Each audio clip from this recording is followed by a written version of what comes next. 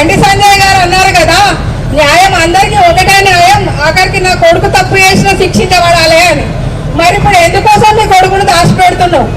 ఒక మైనర్ అమ్మాయిని అఘాయిత్యం చేసి నువ్వు కేంద్ర మంత్రి అయినందువల్లనేనా? మరి ఆ మహిళా డీకే అరుణ ఉన్నది, మరి ఆమె నోరు ఏడవైందో మరి అర్థమైతలేదు. మరి మహిళా పక్షపాతిని అంటది కదా, మరి ఆమె నోరెందుకు వెక్కుతలేదు? ఆమెకు బిడ్డలు ఉన్నారు కదా, ఆమె కూడా ఒక సాటి మహిళే కదా. మరి ఆమె మహిళల గురించి ఆమెకు పట్టింపు లేదా? పదవుల కోసమేనా నీ పట్టింపు? నీ రాజకీయ నీ పదవుల కోసమేనా? ఒకసారి ఆలోచించాల్సిందిగా మరి మేము కోరుతున్నాం మా మహిళలందరి తరఫున. అలాగే ఆయన బీజేపీ చీఫ్ రామచంద్రరావు, మరి నువ్వెక్కడ దాక్కున్నాయా? మరి నీకు బిడ్డలు లేరా? మరి నీ భార్య కూడా ఒక మహిళే కదా, మరి ఏం చేస్తున్నావయ్యా? మీ బండి సంజయ్ని దాచిపెడుతున్నావా వాళ్ళ కొడుకును? మరి సమాజంలో ఎవరికి అన్యాయం జరిగినా మరి ముందే వేసుకొని వస్తావు కదా, మరి ఇప్పుడు వేసుకొని వస్తలేవు. మరి ఒక సాధారణ మహిళ కాబట్ట, ఏ పలుకుబడి లేని మహిళ కాబట్ట, ఈ పలుకుబడి ఉన్న వాళ్ళకు ఒక వంతు, మీ నాయకుల కొడుకులకు ఒక నీతి, సామాన్యులకు ఒక నీతి అని అడుగుతున్నా. రామచంద్రరావు, మా మహిళలకు సమాధానం చెప్పాలి, సమాధానం చెప్పాలి మా తెలంగాణ ప్రజలకు. అలాగే అలాగే మరి ఈయన లాయర్ కదా రఘునందన్ రావు, మరి నీ న్యాయం ఎక్కడ పోయిందయ్యా? నువ్వు లా కదా, నీ లా అండ్ ఆర్డర్ ఎక్కడ పోయింది? మరి ఒక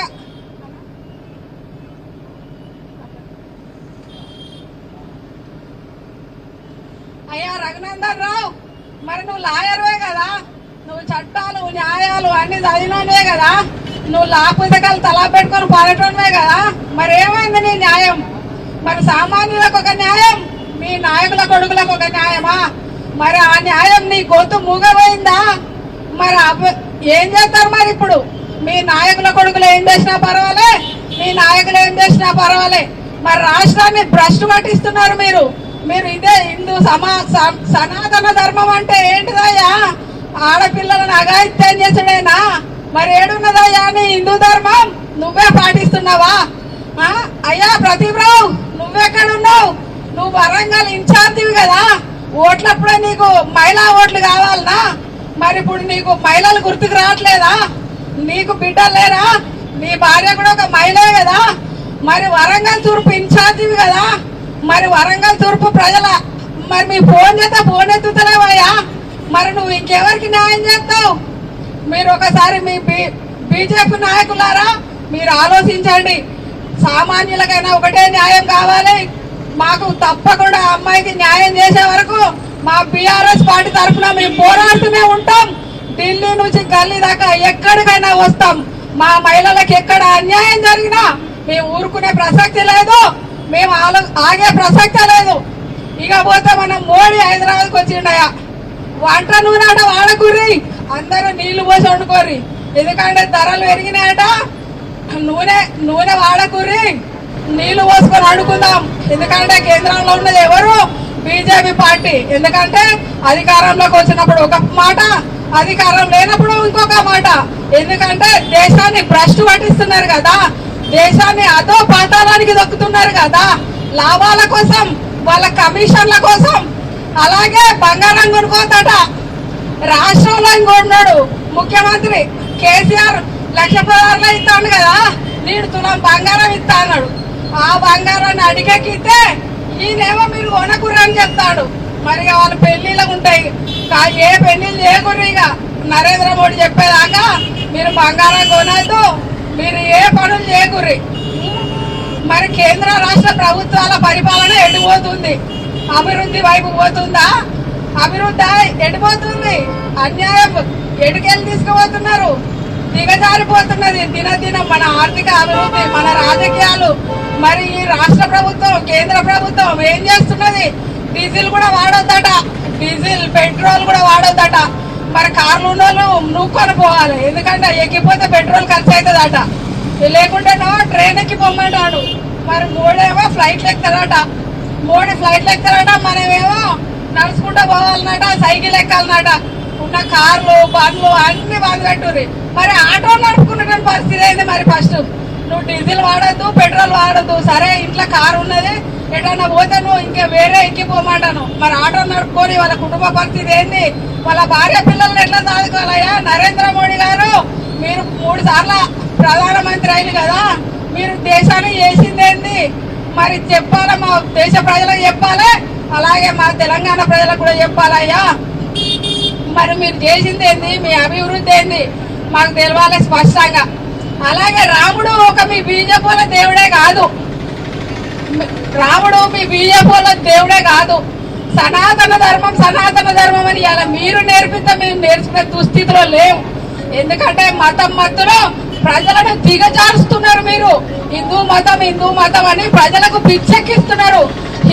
హిందూ ముస్లిం బాయి అని అందరూ సమభాగాలు. మన భారతదేశంలో సమైక్య కులాలు ఉంటాయి, ఒక హిందువులే కాదు, అన్ని సకల కులాల సమ్మేళనమే భారతదేశం. ఇలా నువ్వు హిందూ మతం అని ఎందుకు ఎత్తుకోవాల్సి వస్తుంది?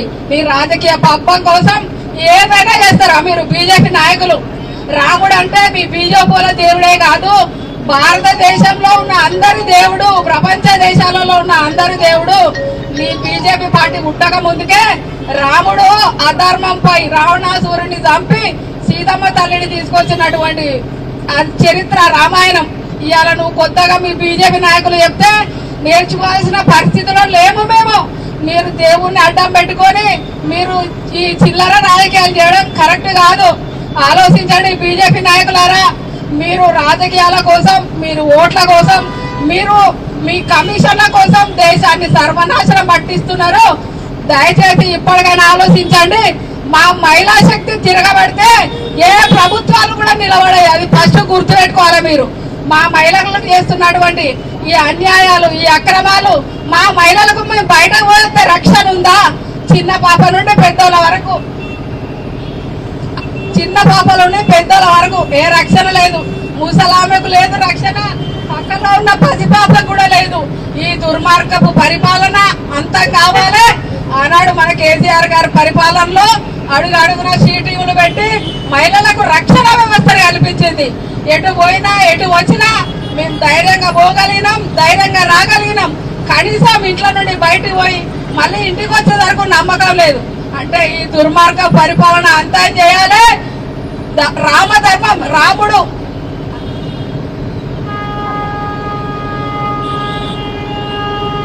ఇలాంటి దుర్మార్గ పరిపాలన అంతం కావాలి. ఆడ కేంద్రంలో ఈడ రాష్ట్రంలో ఉన్నటువంటి ఈ దుర్మార్గ పరిపాలన అంతం చేసి మా కేసీఆర్ బాబు పరిపాలన ఖచ్చితంగా మేము కొనసాగిస్తాం.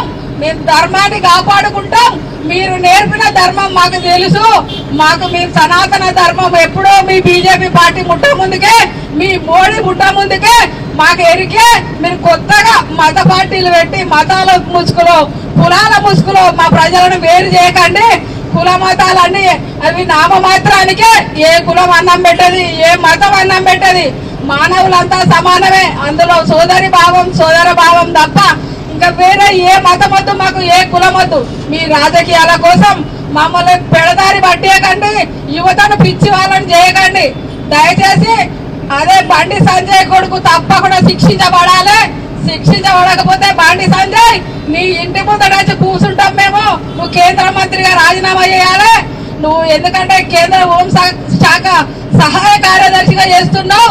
లా అండ్ ఆర్డర్ నీ సంకరం పెట్టుకొని కూర్చున్నావు బండి సంజయ్. నువ్వు రాజీనామా చేయాలి. న్యాయబద్ధంగా సామాన్యులు తప్పు ఏ శిక్షకు అర్హులో నీ కొడుకు కూడా అదే శిక్ష పడితేనే మేమందరం శాంతిస్తాం. లేకపోతే మేము మా మహిళా సోదరులమంతా మేము నీ ఇంటి ముందు ధర్నా చేస్తాం. తెలంగాణ నుంచి నరేంద్ర మోడీని కూడా పిలిపించాల్సి వస్తుంది. ఈ అవకాశం ఇచ్చినందుకు నరేంద్ర అన్న గారికి